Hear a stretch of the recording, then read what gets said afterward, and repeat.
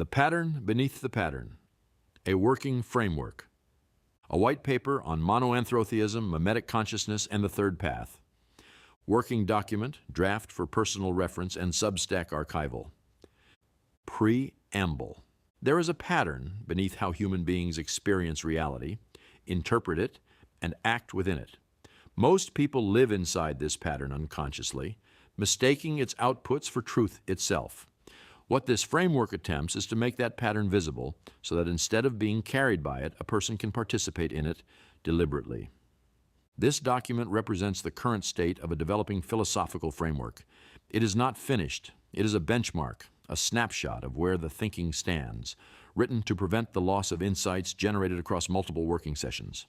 The framework has roots in Gnostic cosmology, Jungian psychology, information theory, fluid dynamics, and Christian mysticism, but it is beholden to none of them.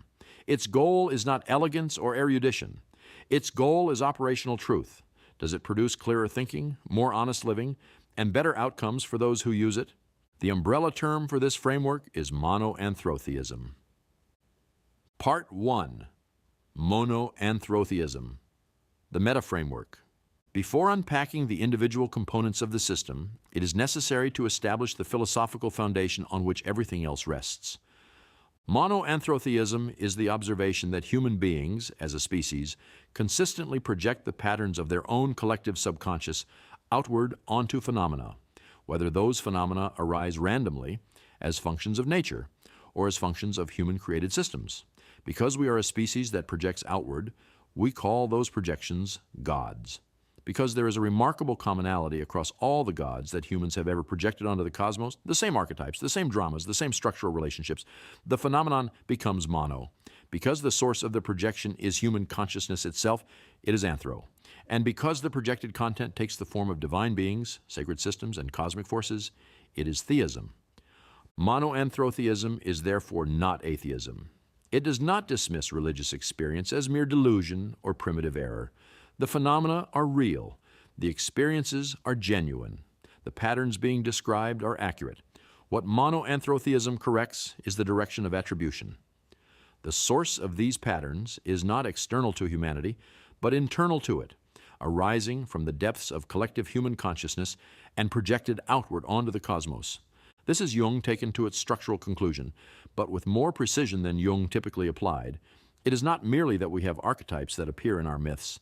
It is that the entire architecture of religious and mythological thought, including its cosmologies, its gods, its cosmic dramas, its accounts of creation and fall and redemption, maps directly onto observable psychological and social processes. The critical implication of this is that when we examine ancient frameworks, like Gnostic cosmology, and find in them a surprisingly accurate description of how consciousness works, we should not be surprised. Those frameworks were generated by the same process they describe. Humans encountered these patterns in their own cognition, projected them outward, and called them cosmic forces. The mythology is the shadow cast by the psychology. This means that the framework developed in this document is not borrowing Gnostic language as a metaphor. It is explaining the engine that built the mythology in the first place. The monad, the demiurge, Sophia, the archons. These concepts exist in human culture because human beings kept encountering these patterns in their own experience and needed language to describe them. The language they reached for was cosmic and divine because that was the vocabulary available.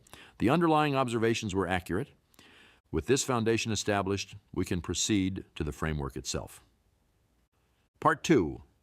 The core mechanism. The word that contains its own paradox. A useful entry point into the framework is the word cleave. Cleave is a paradoxical word. It means both to split apart and to bring together. These two meanings exist simultaneously within the same word, unresolved, until a mind selects one interpretation and treats it as definitive. That unresolved state, where both meanings are present but not yet collapsed, is the first concept in the framework. This is not merely a linguistic curiosity. It is a model for how reality itself is encountered. Every situation we meet, every event we witness, every interaction we navigate exists first in a state analogous to the unresolved word cleave. Multiple interpretations are present simultaneously. The situation has not yet been made into a single fixed meaning.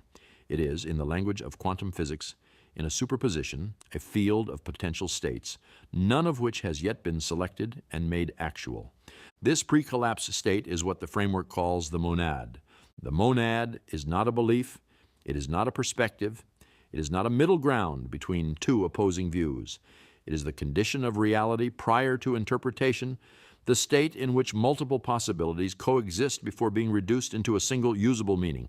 It is the particle of light that is simultaneously wave and particle, before measurement forces it to be one. The monad cannot be occupied permanently.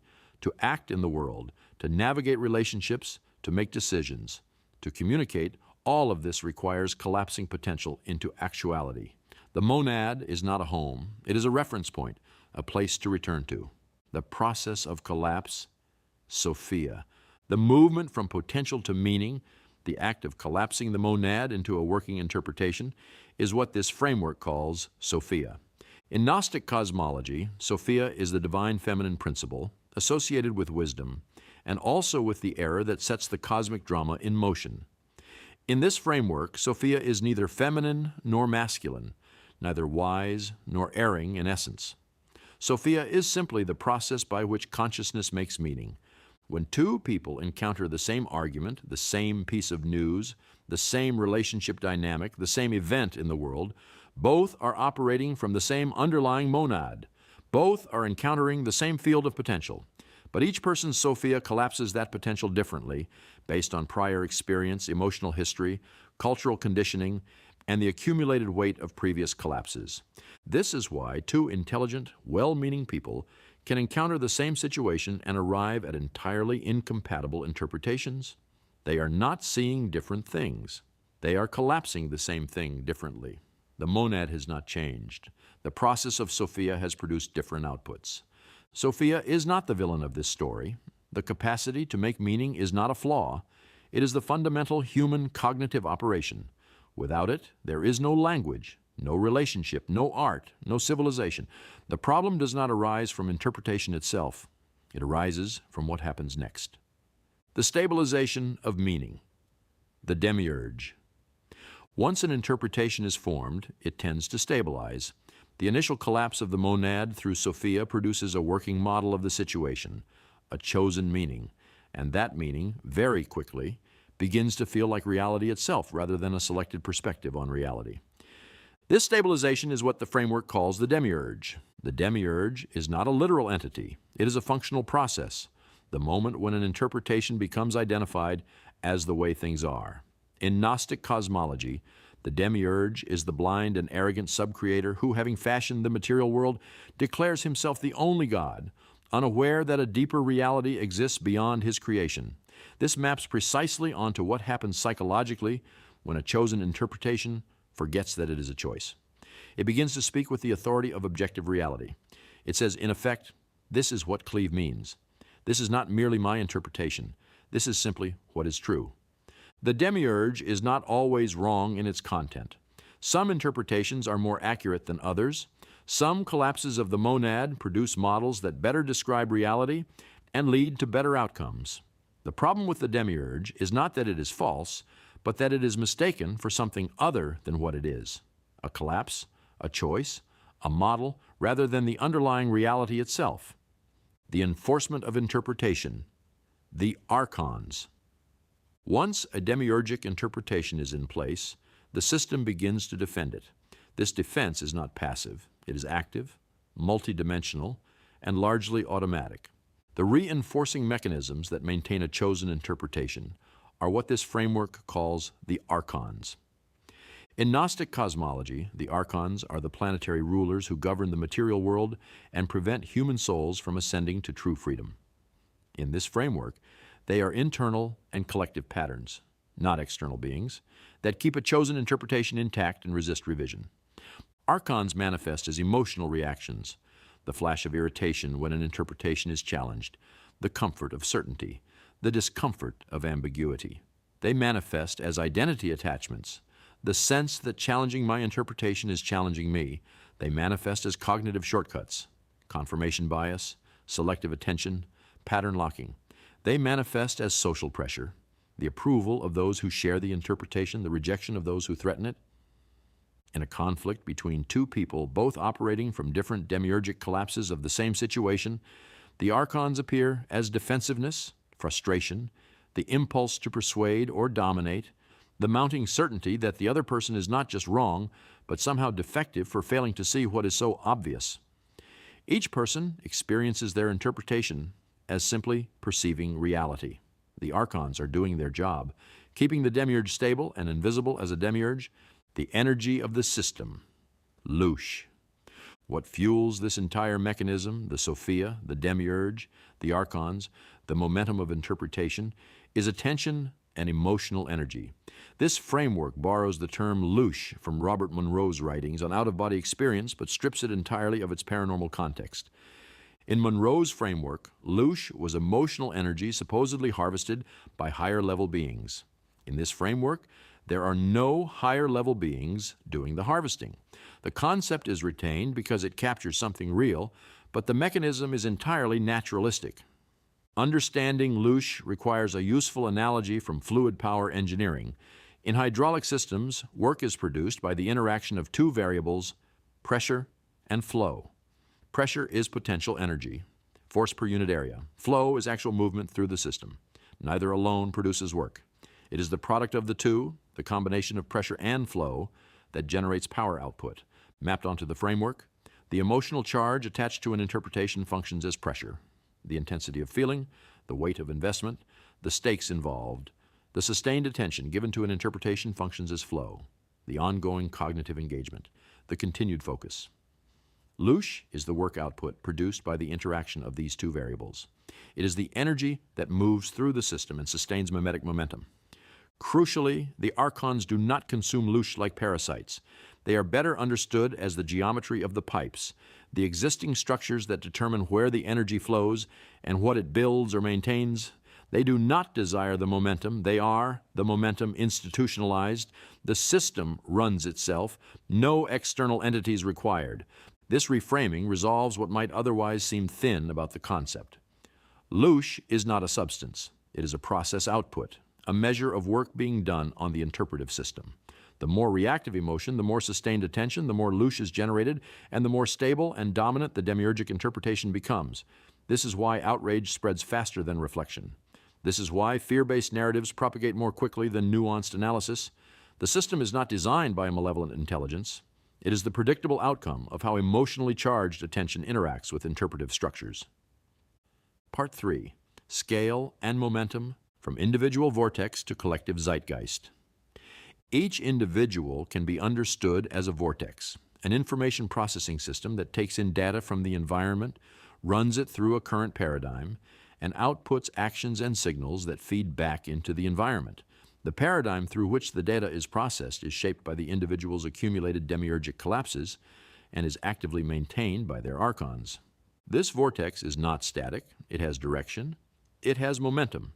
It is more accurately described as a vectorized vortex, a system moving through time, accumulating trajectory based on repeated patterns of interpretation and action. The direction of this vector is not determined by any single decision. It is the cumulative product of thousands of small collapses, each one building on the momentum of those before it. The key variable that determines the direction of the vector is the quality of the filter through which information passes.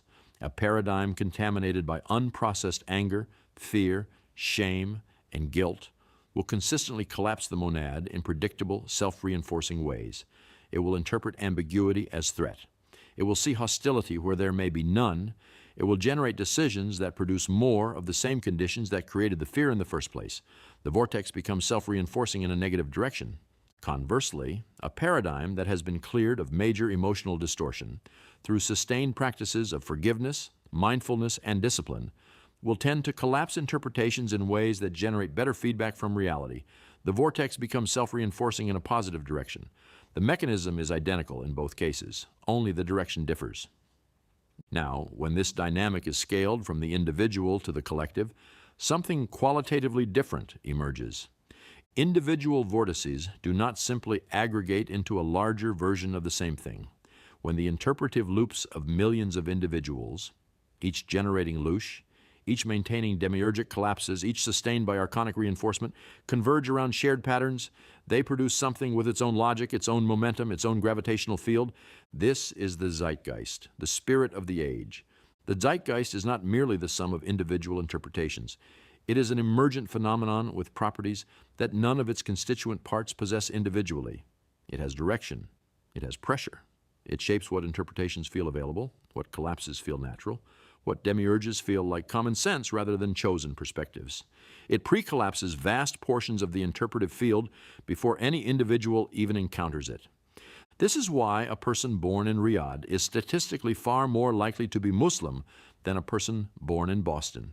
It is not because Islam is objectively more available in one geography than another in any cosmic sense. It is because the zeitgeist of each region has already performed enormous interpretive work before any individual engages with questions of faith.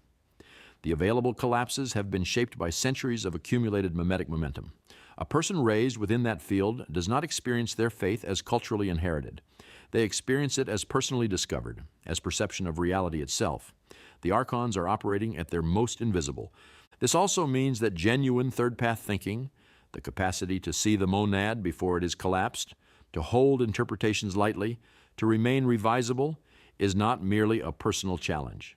It is a challenge of swimming against a current that is largely invisible because it is the water everyone is swimming in. The individual is not just fighting their own archons. They are navigating the gravitational field of a collective demiurge that has been accumulating momentum for generations. The sage and the mirror. There is a recurring historical pattern that the framework illuminates with particular clarity. Throughout human history, certain individuals have emerged who possessed the capacity to see the zeitgeist as a demiurge rather than as reality. They were able to perceive the water while swimming in it, and in doing so, they held up a mirror, not to any individual, but to the collective shadow of their age. The collective response to this mirroring has been, with striking consistency, violence. The superficial explanation for this pattern is that the sage's message threatens power structures, and those in power eliminate the threat. This is true as far as it goes, but it is only half the explanation, and the less interesting half. The deeper mechanism is the shadow dynamic.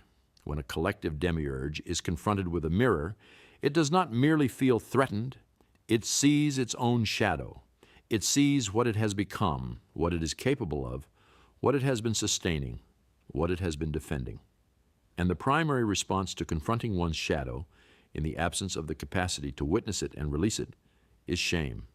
And shame, when it has no pathway toward witnessing and forgiveness, almost invariably converts into rage directed outward, at the mirror, at the person holding it. The cross is not offensive because of the violence done to Jesus. The cross is offensive because of what it reveals about the people who demanded it.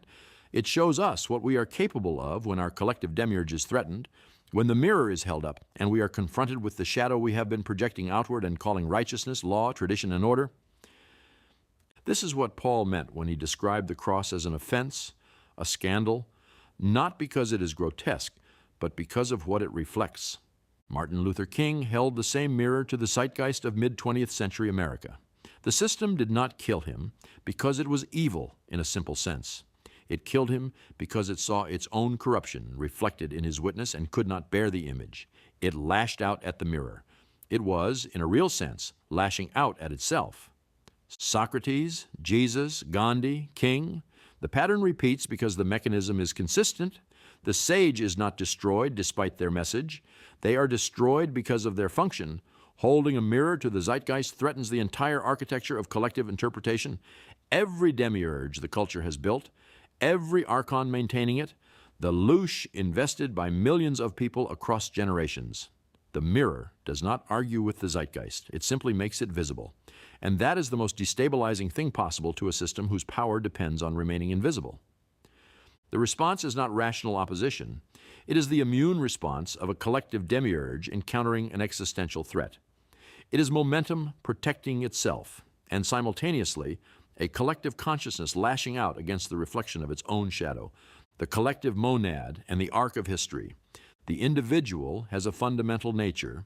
What this framework, drawing on Christian mystical language in a monoanthrotheistic sense, calls the Christ consciousness. This is not a claim about a historical figure. It is a name for the monad as experienced from the inside, the radiance that is present at the deepest layer of what a person is, which is never contaminated or destroyed by the shadow and the demiurges built on top of it. The individual shadow obscures this fundamental nature. The archons defend the obscuration. The practices of forgiveness and mindfulness are the mechanisms by which the obscuration is cleared, not to produce some new state, but to allow what was always there to express itself more fully. What becomes apparent when this framework is scaled to the collective is that the same architecture applies. There is a collective fundamental nature, a shared radiance, the accumulated moral intuitions of humanity, refined across millennia of experience, that cruelty is wrong, that fairness matters, that the suffering of others is real and counts, that something in us reaches toward goodness even when everything in our immediate context pulls otherwise. This is what Martin Luther King was pointing to when he invoked the arc of the universe bending toward justice, the collective shadow, the accumulated unprocessed violence, exploitation, fear, and shame built into human systems, cultures, and zeitgeists obscures this fundamental nature. It does not extinguish it, which means the mechanism by which reality pushes back against sustained incoherence is not arbitrary or mechanical. It is the collective monad asserting itself through the accumulated distortion. The same way an individual's fundamental nature keeps generating discomfort when they live out of alignment with it, the emptiness beneath success, the guilt that persists after justification, the sense that something is profoundly wrong even when everything looks fine from the outside, the collective generates its own version of that discomfort. Movements arise, prophets speak, conscience stirs in unexpected places. The comfortable arrangements of the powerful become suddenly unstable. History, viewed through this framework, is not merely the story of power and momentum. It is the story of the collective monad repeatedly asserting itself through and against the collective shadow, the long, uneven, frequently violent, never fully completed process of a species trying to clear enough distortion to become more fully what it fundamentally is. Part 4. The Dynamics of Relationship, when two vortices meet. The framework's account of the individual vortex raises an important question about what happens when two vortices come into sustained contact, particularly in intimate relationship. The initial image is useful. Two spinning objects that, when they come close enough to interact, either synchronize and harmonize, fall into conflict, or produce some complex mixture of both. But this mechanical image is incomplete because the interaction of two vortices in relationship is not merely mechanical, it is potentially creative. Two vortices in relationship can produce something that neither could produce alone. A more apt analogy is a band. Some bands come together and everything clicks immediately. The sound they make collectively is qualitatively different from and greater than anything any member could produce solo. They sustain each other, elevate each other, and the collaboration becomes generative over years and decades. Other bands never make it out of the garage. Still others produce one remarkable thing and then collapse. And in all these cases, the outcome is not simply a function of individual talent. It is a function of how the respective patterns of interpretation, emotional history, archonic reinforcement, and mimetic momentum interact. Where the mimetic momentum of two individuals aligns, similar vectors, compatible demiurges, complementary patterns of collapse, the relationship amplifies both. This can be generative, or it can be mutually reinforcing of shadow. Two people can harmonize beautifully around shared dysfunction just as easily as shared health. The mechanism of amplification does not distinguish between the two. Where the momentum conflicts, incompatible collapses, vectors pointing in different directions, there is friction. This friction is not necessarily destructive. It can be the most powerful source of growth available to either person if both can tolerate the discomfort without their archons fully engaging to defend their respective demiurges. The friction is the monad reasserting itself, the space between the two interpretations pointing back toward the pre-collapse field. The most interesting and practically significant case is partial alignment, some aspects of two vortices harmonizing while others conflict. This describes most intimate relationships honestly. The question becomes whether the areas of conflict generate enough loosh to destabilize the areas of harmony over time, and whether both individuals have developed sufficient capacity to hold their interpretations lightly enough to navigate the friction without collapsing into entrenchment. There is a further dynamic that the framework illuminates with particular force.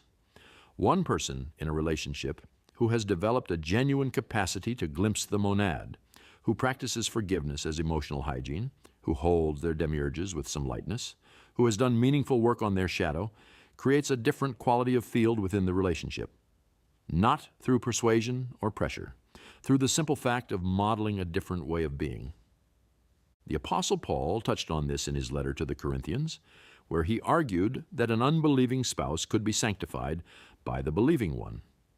In the language of this framework, what Paul was observing, whether or not he had the theoretical apparatus to describe it, is that proximity to a cleaner vortex creates conditions for the glimpse. It cannot force it, it cannot substitute for it, but it makes it more available and less threatening, because the person sees someone they trust demonstrate that releasing a defended interpretation is survivable. The reverse is equally true. A person deeply committed to shadow, to defended demiurges and reactive archons, exerts gravitational pull on a partner's vector, not through malice necessarily, but through the sheer force of momentum. 2 points are important here. First, this phenomenon is not specific to religious belief. What matters is not the content of what one partner has adopted, but whether the practice is actually producing third path movement, whether it is genuinely clearing the filter and orienting the person toward the monad, or merely substituting one rigid demiurge for another. Someone who begins attending church and finds it accentuates their judgment and self-righteousness has not moved toward the monad, they have acquired new archons with better branding. Someone who begins attending church and finds it producing genuine humility, forgiveness, and willingness to witness their own shadow has moved toward something real, and that movement will be felt by those close to them regardless of their doctrinal positions. Second, relationships are never neutral in this framework. 2 vortices in sustained proximity are always influencing each other's vector. The choice of who one lives in close relationship with is among the most consequential decisions a person makes, not because of the other person's beliefs or credentials or compatibility on surface dimensions, but because of the direction and quality of their vector and what interaction with it tends to produce. Part 5. The practices. The third path. The framework's account of how reality is interpreted, collapsed, reinforced, and scaled into collective momentum is not primarily a description of a problem to be solved. Solving it, in the sense of eliminating the process, is neither possible nor desirable. The collapse of the monad into meaning is not a flaw. It is what makes human life possible. The third path is not a way of escaping the mechanism. It is a way of participating in it deliberately. The first path, the one most people live on without recognizing it as a choice, is full collapse into a demiurge, with archons running the defense and Lush sustaining the momentum. This is the path of unconscious interpretation. It produces lives that are, in the deepest sense, not quite chosen, shaped by accumulated momentum, rather than genuine decision. The second path, its apparent opposite, is the attempt to remain in perpetual neutrality, to resist all collapse, to treat all interpretations as equally valid. This is avoidance dressed as wisdom.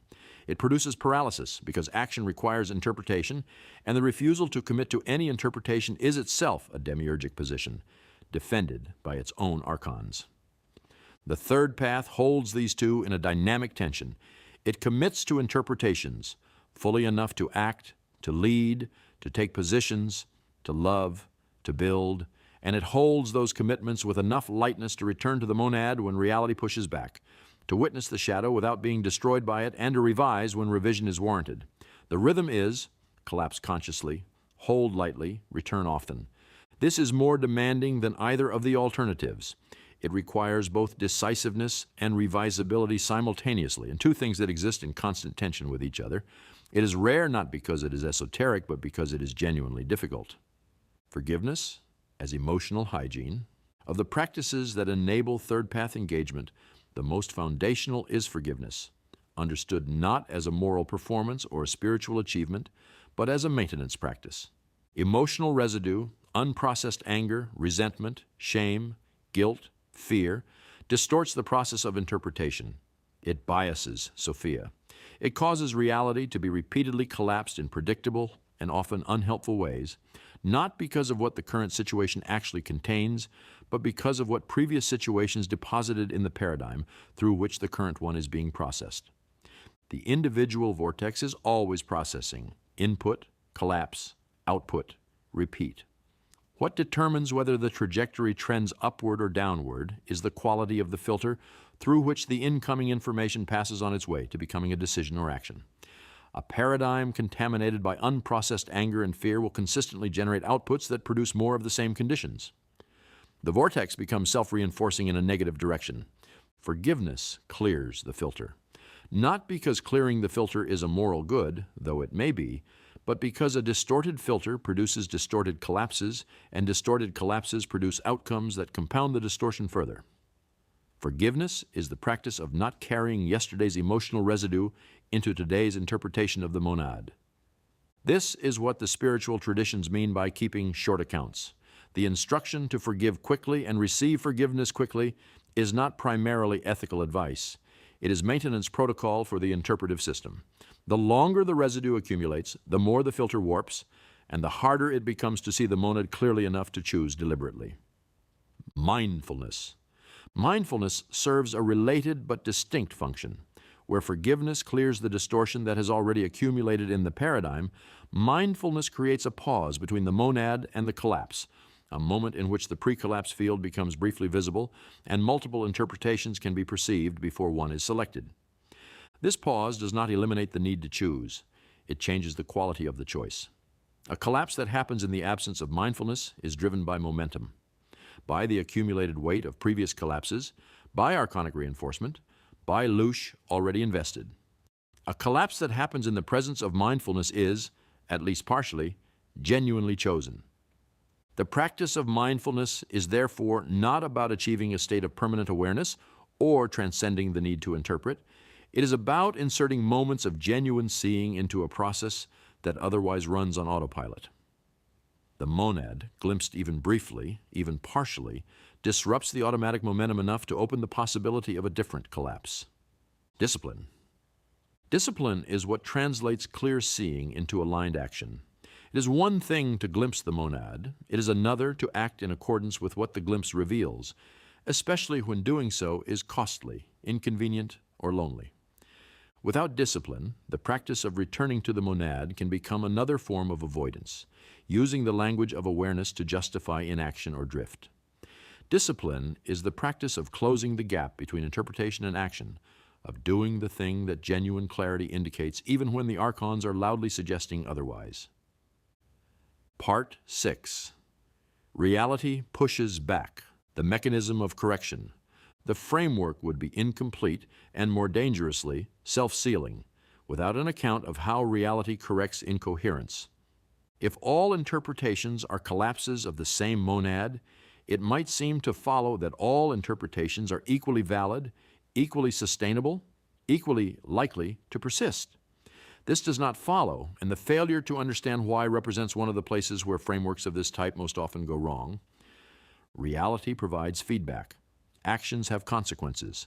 Some interpretations generate outcomes that are more coherent with how reality actually behaves at increasing scales. Others generate mounting incoherence, visible first to outside observers, then eventually to the person or system sustaining the interpretation. The mechanism works at two levels. At the level of internal integrity, a person who lives in sustained misalignment between what they know to be true and how they act generates a specific kind of distortion, a distortion that is different in character from ordinary error. It is the distortion of a person who knows the filter is dirty and continues using it anyway. This produces a particular quality of hollowness, a disconnection from genuine experience, a compulsive need to maintain the performance of the demiurge precisely because it no longer feels self-evidently real. But internal integrity alone is not sufficient. A person can maintain rigorous alignment between their stated values and their behavior, while that behavior serves only themselves and those immediately around them. The archonic character in Better Call Saul, Mike Ehrmantraut, is a useful illustration here. He operates with a precise and uncompromising personal code.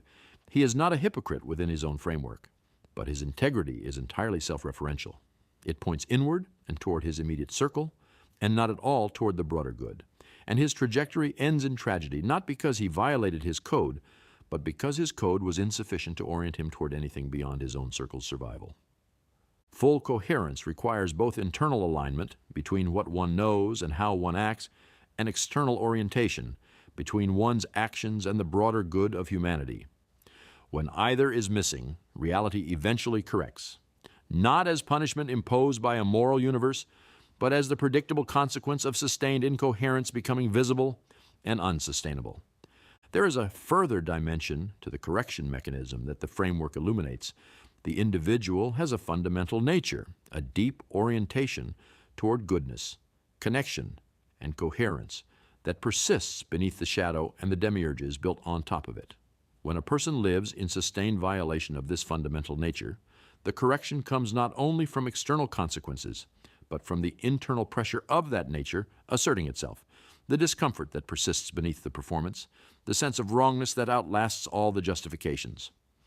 Scaled to the collective, this same mechanism operates as the arc of history bending toward justice. It is not that the universe is arranged to reward virtue and punish vice in any simple or immediate sense. It is that collective patterns of sustained incoherence, of shadow projected outward and defended as righteousness, generate mounting pressure from the collective fundamental nature, the collective monad asserting itself through the accumulated distortion. That pressure takes the form of movements, profits, moments of collective conscience, the sudden unsustainability of arrangements that seemed permanent. It is not smooth or swift or guaranteed, but the pattern is discernible across human history. Part 7, the mustard seed principle, recognition, not construction. The framework's account of how distortion is cleared and alignment is established culminates in what might be called the mustard seed principle, though the principle requires some care in formulation to avoid a significant misreading. The mustard seed in the parable does not strive to become a mustard plant. It does not hope to become one. It does not affirm its planthood in the face of internal doubt. It simply is what it is and then becomes it. The becoming is the natural expression of the being, not an achievement imposed on the seed from outside, but the unobstructed unfolding of what was already present. This principle is sometimes framed in the language of manifestation. Claim the identity, hold it with unwavering certainty, allow it to express itself in physical form. That framing is useful for a specific audience navigating a specific obstacle. The paralysis of perpetual wanting, the comfortable holding pattern of someone who identifies as aspiring to be something without ever fully committing to it. For that person, the move from wanting to claiming is genuinely liberating. But within this framework, the deeper formulation is different and more demanding. The mustard seed principle, properly understood, is not about constructing an identity and forcing it into existence through confident assertion. It is about recognizing what is already there and ceasing to obstruct it. The fundamental nature, the monad, as experienced from the inside, the radiance that was never contaminated by the shadow, is already present. The work is not to build something new. The work is to clear enough distortion that what is already present can express itself without interference. This makes the I am not a declaration of will, but an act of recognition. And recognition is far more demanding than declaration because it requires honesty. Before you can recognize what you are, you must be willing to look at what you actually are, including the shadow, including the distortion, including the demiurges you have been defending and the archons running their loops. The recognition cannot happen through the distortion. It requires the kind of honest self-witnessing that forgiveness makes possible. This is why you are forgiven is the prior condition for the mustard seed principle. You cannot recognize what you are while you are hiding from yourself. The radiance cannot be perceived through the accumulated residue of shame, resentment, and defended interpretation. Forgiveness, the practice of witnessing your shadow and seeing that the monad was never damaged by it, clears the field through which recognition becomes possible. The mustard seed does not strive. It does not resist. It is simply not obstructing its own unfolding, and the discipline of clearing the filter, practicing mindfulness, returning to the monad, and acting in alignment with genuine clarity, all of this is finally the practice of not obstructing what you already are. Part 8, Religious Language Revisited, Rendering unto Caesar and unto God. Within this framework, the traditional language of religion does not need to be discarded. It needs to be reread at its correct layer of meaning. What many people call the will of God is often, in practice, the predictable outcome of human-created systems. The consequences of failing to file taxes on time are not divine judgment. They are the feedback of a system operating according to its own logic. The stability of that system is what makes the consequences predictable. When someone says it is God's will that certain consequences follow certain actions, they are most often pointing, without knowing they are doing so, to the demiurgic layer, to the accumulated momentum of human systems operating according to their own logic. This is not an error to be mocked. It is a genuine attempt to describe something real. The tendency of reality to push back against incoherence, the sense that certain actions are aligned with the deep grain of things and others work against it, the language of divine will is the monoanthrotheistic projection of this real phenomenon onto a cosmic and personal God.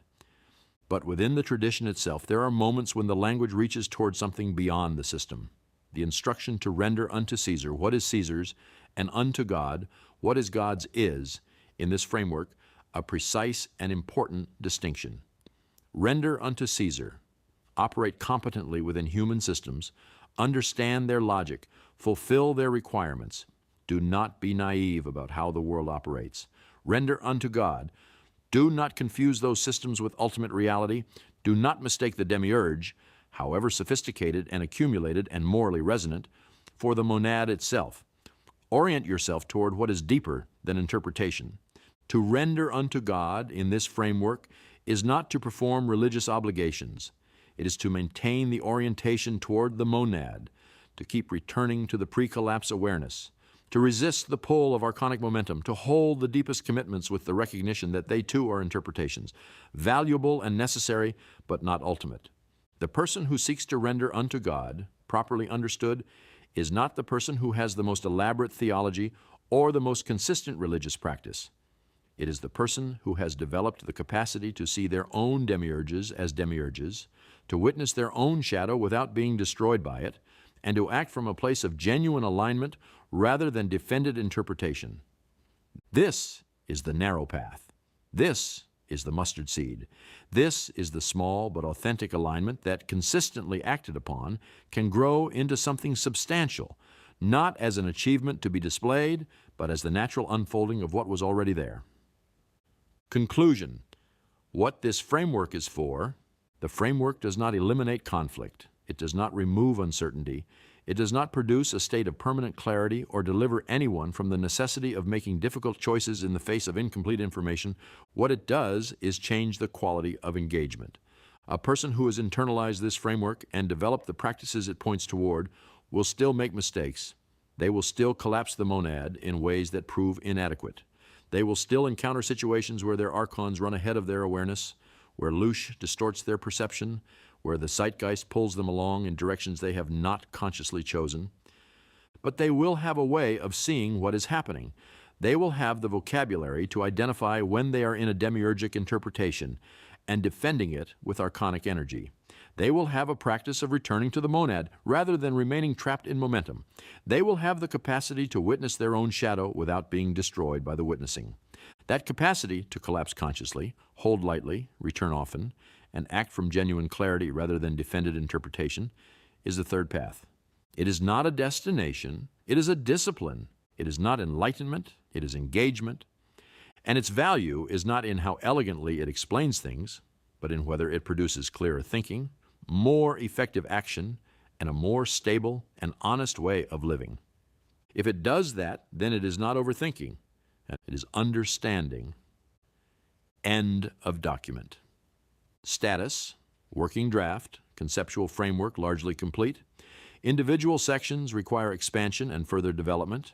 Mustard seed principle treatment to be developed further in companion volume. You are forgiven. Monoanthrotheism meta-framework may warrant separate dedicated volume.